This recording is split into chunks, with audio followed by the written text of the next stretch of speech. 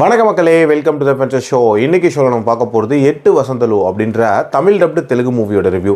இந்த படம் நெட்ஃப்ளிக்ஸில் அவைலபிளாக இருக்குது. இந்த படத்தில் அனந்திகா தான் வந்து லீட் கேரக்டர் ப்ளே பண்ணியிருக்காங்க. Story of a strong girl அப்படின்ற மாதிரியான தீமில் நகரக்கூடிய கதை. அந்த பொண்ணு தான் அனந்திகா.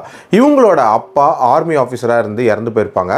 அண்ட் ப்ரெசென்ட்டில் இவங்க தன்னோட அம்மாவோட ஊட்டியில் வாழ்ந்துட்டு இருப்பாங்க. இவங்களை பொறுத்த வரைக்கும் ஒரு பயங்கர மல்டி டேலண்டட் கேர்ள் அப்படின்னே சொல்லலாம். இவங்களுக்கு மார்ஷியல் ஆர்ட்ஸ் தெரியும். ஆல்சோ வந்து ஒரு நல்ல ரைட்டரும் கூட.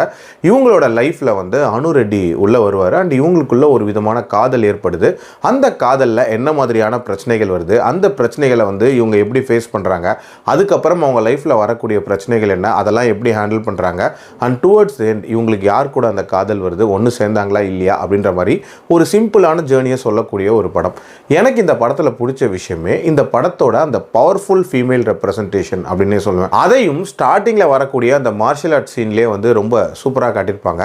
அதை தொடர்ந்து நிறைய ஸ்ட்ராங்கான மெசேஜ், அதுவும் உமன் ரைட்ஸுக்காக வந்து பேசியிருப்பாங்க அப்படின்னே சொல்லலாம். உதாரணத்துக்கு இந்த உலகத்தில் வந்து உயிர்கள் பிறக்கிறதுக்கு காரணமாக இருக்கக்கூடிய பெண் இருக்கால, அவளை வந்து இறுதி சடங்குல ஏன் வந்து பார்ட்டிசிபேட் பண்ண விடுறதில்லை அப்படின்ற மாதிரியான ஒரு விஷயத்தை பேசியிருப்பாங்க. அது ரொம்பவே நீட்டாக இருந்துச்சு. ஆல்சோ லவ் அப்படின்ற ஒரு விஷயம் வந்து ஒரு பார்ட் ஆஃப் லைஃப். ஸோ அந்த பிரேக்கப்பை இவங்க எப்படி ஹேண்டில் பண்ணுறாங்க அப்படின்றதும் ரொம்ப சென்சிபிளாக இருக்கும். அதே மாதிரி இவங்களுக்கும் ஒரு பையனுக்கும் இருக்கக்கூடிய ஃப்ரெண்ட்ஷிப், அதை போர்ட்ரே பண்ண விதம் அப்படின்றதும் ரொம்ப நீட்டாக இருந்துச்சு. செகண்ட் ஹாஃபை பொறுத்த வரைக்கும் ஒரு கேரக்டர் இந்த கதைக்குள்ளே வரும்.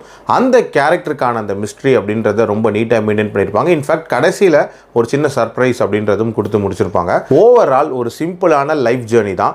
பட் இருந்தாலும் இந்த படத்தில் ஒரு சில பிரச்சனைகள் அப்படின்றது இருக்க தான் செய்யுது. அதில் முக்கியமான விஷயம் இந்த படத்தோட பேஸ் தான். கண்டிப்பாக நிறைய காட்சிகள் இன்னுமே உயிரோட்டத்தோட அமைச்சிருந்திருக்கலாம். ஆல்சோ தேவையில்லாத சப்ளாட்ஸ் அப்படின்றதும் இந்த கதையில் இருக்க தான் செஞ்சிச்சு. இன்ஃபேக்ட் இதில் ஒரு செக்ஸ் ஒர்க்கரோட ஸ்டோரி ஒன்று சொல்லியிருப்பாங்க. அந்த ஸ்டோரி நல்லா இருக்கும். பட் இந்த கதைக்கு பெருசாக அது ஆப்டாக ஃபிட்டின் ஆகாத மாதிரி தான் இருந்துச்சு அப்படின்னே சொல்லலாம். இது மாதிரி சில பிரச்சனைகள் அப்படின்றது இருந்தாலும் எனக்கு ஓரளவுக்கு டீசெண்டாக ஒர்க் அவுட் ஆன ஒரு படம். என்னோட ரேட்டிங் இந்த படத்துக்கு 3/5. அடல்ட் கண்டென்ட்டை பொறுத்த வரைக்கும் பெருசாலாம் இல்லை, தாராளமாக பார்க்கலாம். மீண்டும் அடுத்த விமர்சனத்தில் சந்திக்கிறேன். நன்றி, வணக்கம்.